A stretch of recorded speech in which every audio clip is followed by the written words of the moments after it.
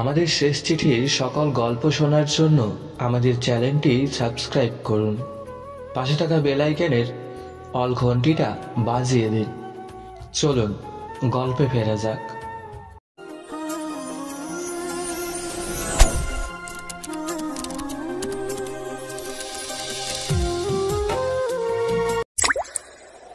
আজ আমার বিয়েটা পারিবারিকভাবেই হচ্ছে। আমি সাহেব আর মহারানীর নাম মেঘা। মেঘা আমার বাবার বন্ধুর মেয়ে, দেখতে অসাধারণ সুন্দর। আমার প্রেম প্রায় 3 বছর। বিয়েটা ভালোই জমজমাটভাবে হলো। আমিও বেশ খুশি, কিন্তু এই খুশিতে বন্ধুরা আমায় ভালোই বাঁশ দিয়ে যাচ্ছে। আজ রাতে আমার মহান বাসর রাত। আল্লাহ জানে কপালে কি আছে, কিন্তু ঢুকতে তো হবে। এই বাজি বন্ধুরা বড় আবদার করেছে। শেষমেশ সব আবদার মিটিয়ে ঘরে ঢুকলাম, মানে বাসর ঘরে।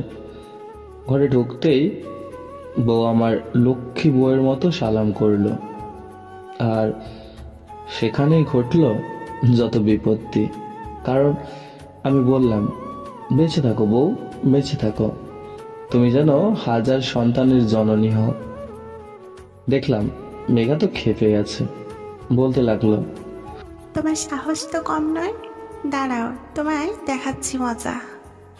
এই রে, কি বলতে গিয়ে কি বললাম। মনে হয় কপালে শনির দশা আছে। তুমি থাকো তোমার 1000 সন্তান নিয়ে, আমার কাছে আসবে না। না বউ, সরি, আর হবে না। সত্যি তো? আচ্ছা ঠিক আছে, এবার মাফ করে দিলাম, মনে থাকে জানো। আমি মেঘার পাশেই বসতে যাব এমন সময় দেখলাম ফোন আসলো। ফোনটা বের করে দেখলাম পাজি ফারিয়া ফোন দিয়েছে। ফোনটা হাতে নিয়ে ভয়ে ভয়ে রিসিভ করলাম। হ্যালো। কিরে, তোর গলা কাঁপছে কেন? কাজ হয়ে গেছে? আমি আমার জ্বালায় মরছি, আর হালা কি কয়। আরে ভাই, কিছু হয় নাই, বউকে জড়িয়ে ধরে আদর করতেছি তো, তাই। ও তবে ঠিক আছে, দেখিস, ভয় করিস না। Okay bye. Okay bye. Megha আমার দিকে এগিয়ে আসলো আর ফোনটা চেক করলো। তারপর ফারিয়ার নাম্বার দেখে তো আরো খেপে গেল, আর বলতে লাগলো, এই ডাইনির সাথে তোমার কি? হ্যাঁ, অন্যের সাথে প্রেম করবা আর আমার সাথে বিয়ে? তোমায় দেখাচ্ছি মজা। আজকে তোমার ঘরে জায়গা নেই, বাইরে যাও। ধমক দিয়ে কথাটা বলল। তাহলে শোবো কোথায়? তুমি জাহান্নামে যাও। বন্ধুরা একের পর এক ফোন দিচ্ছে যে বাসর ঘরের অবস্থা কেমন জানার জন্যে। আরে শালারা, আমার ফাটছে, আর তোদের আনন্দ যদি হাতের কাছে পাইতাম তাহলে দেখাইতাম মজা। কি আর করার, বাইরে বসে চাঁদ দেখছি। বাসর রাতে আমার ভালোই বাঁশ গেল। আগে তো ঘরে জায়গা দিয়েছিল, কিন্তু এখন তো সোজা বাইরে বের করে দিল। চাঁদের সাথে না হয় আজ বাসর রাত হোক, তাই বলে মনকে সান্ত্বনা দিচ্ছি। আর পাগলিটার কথা ভাবছি। মেঘাকে যেদিন প্রথম দেখি সেদিনই ক্লাস খাই, কিন্তু যে রাগী বলার সাহস হতো না। মেঘাকে আমাদের বাসাতেই প্রথম দেখেছিলাম। সেদিন রাতে আমি গিটার বাজাচ্ছিলাম, হঠাৎ কখন যে একটি মেয়ে আমার পাশে এসে বসেছে আমি খেয়াল করি নাই। তখন আমি ভেবেছিলাম মনে হয় আমি স্বপ্নে আছি, তাই জড়িয়ে ধরেছিলাম। তখন মেয়েটি চিল্লিয়ে গা মাথায় করেছিল।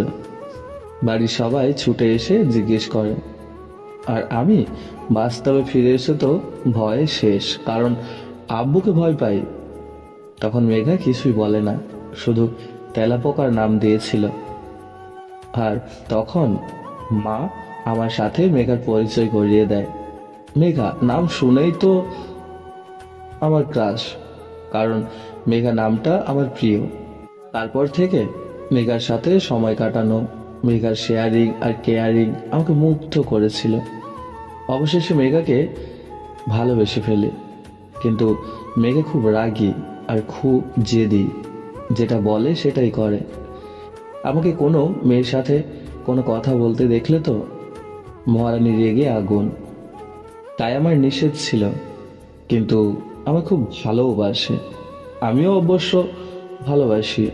আর একটু আগে যে ফারিয়া ফোন দিয়েছিল না, সেটা আমার ফ্রেন্ড, বলতে জিগারের দোস্ত। ফারিয়া শুধু আমার বন্ধু, তাও মেঘা ওকে দেখতে পারে না, কারণ ও ভাবতো আমাদের মধ্যে হয়তো ইটিস পিটিস মানে প্রেম আছে। কিন্তু বিশ্বাস করুন, ফারিয়া শুধুই আমার ফ্রেন্ড। আজ ওই বজ্জাত মেয়েটার কারণে বাসরাতে বউয়ের সাথে ভয়ঙ্কর রাগারাগি। মন খারাপ করে বাইরে তাকিয়ে আছি, এমন সময় কারোর স্পর্শ অনুভব করলাম। খেয়াল করলাম মেঘা। আমি কিছু না বলে অভিমান করে দাঁড়িয়ে আছি। মেঘা বলছে, আমার বাবুটার রাগ হয়েছে? আমি কিছু বললাম না। বাবুটার মন খারাপ? ওই সাইলেন্ট মুডে চলে গেছি। আমার বাবুটাকে কে বকেছে? বউ। এই, তুমি কি কিচ্ছু বোঝো না? হ্যাঁ, মুখ দিয়ে বলল কথাটা। আমি নিচের দিকে তাকিয়ে আছি, দেখলাম মেঘা আমায় শক্ত করে জড়িয়ে ধরেছে। আমি তাও কিছু বলছি না, কারণ দেখি না পাগলিটা কি করে। মেঘা আমার মুখের দিকে তাকালো, তারপর আমার হাত ধরে টানতে টানতে নিয়ে গেল ঘরের ভেতরে। আমি খাটের ওপর ধাক্কা দিয়ে ফেলে দিল।